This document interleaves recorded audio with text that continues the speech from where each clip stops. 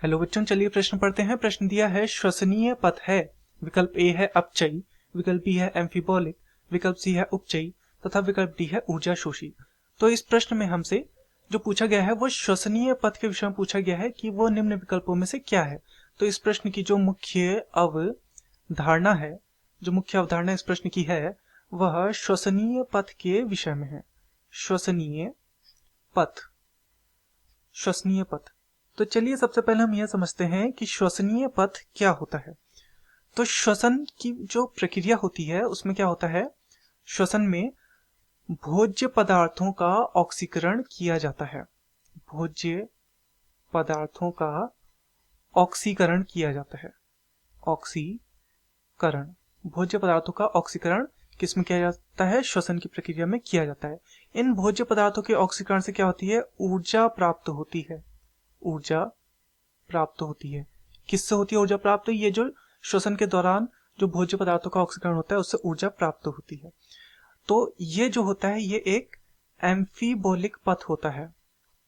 एम्फीबोलिक पथ, एम्फीबोलिक पथ। एम्फीबोलिक पथ का मतलब है जिसमें कि उपचय की प्रक्रिया भी होगी तथा साथ में अपचय की प्रक्रिया भी होगी। उपचयन तथा अपचयन दोनों प्रक्रियाएं इसमें होंगी। तो उपचय प्रक्रिया देखते हैं। उपचय प्रक्रिया का अर्थात क्या होता है? पदार्थ का निर्माण या पदार्थ का बनना। वहीं अपचय प्रक्रिया का अर्थ क्या होता है? अपचय प्रक्रिया का अर्थ होता है पदार्थ का टूटना। तो यहाँ पर पदार्थ अपचय प्रक्रिया में टूटता है और उपचय प्रक्रिया में निर्मित होता है। ये दोनों ही प्रक्रिया इसमें देखने को मिलती है। इसे साधारणतः हम कैसे समझते हैं? जैसे श्वसन का अगर हम सामान्य एक सूत्र बनाए तो क्या बनेगा?